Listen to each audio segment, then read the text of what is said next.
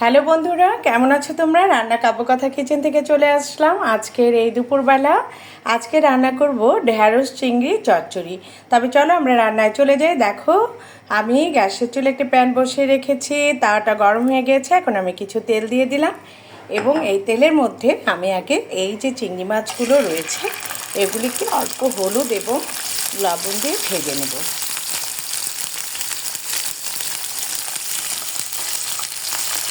এখন তো সবারই সামার ভ্যাকেশন চলছে, আমাদের একটু ছুটি চলছে, প্রতিদিন রান্না।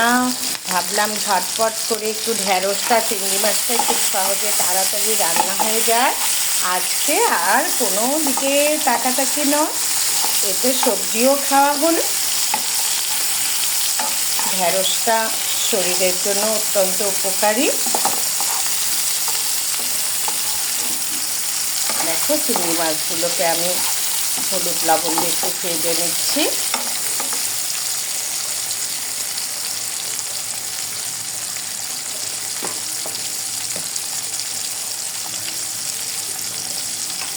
এখন আমি আধা ভাজা হয়ে গেলে এখন আমি ঢ্যাঁড়সগুলো এখানে দিয়ে দিব।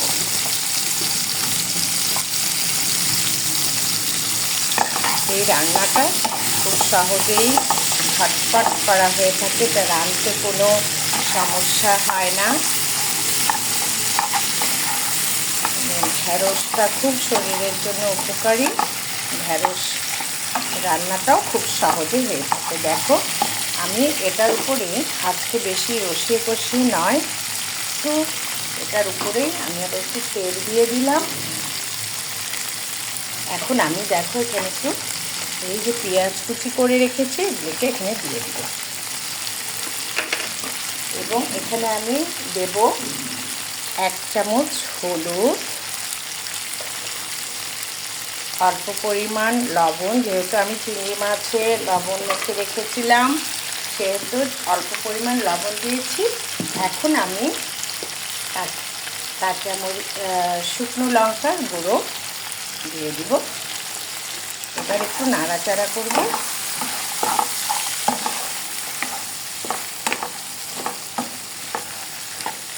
নাড়াচাড়া করে এখানে আমি অল্প পরিমাণ পানি দিয়ে দিলাম এবং এটাকে আমি একটা ঢাকনি দিয়ে ঢেকে দেব।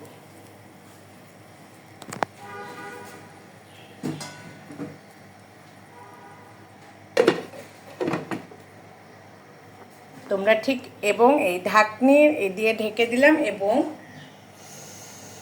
কিছুক্ষণ পরে এসে একটু মাখা মাখা করে আমি নামিয়ে নেব।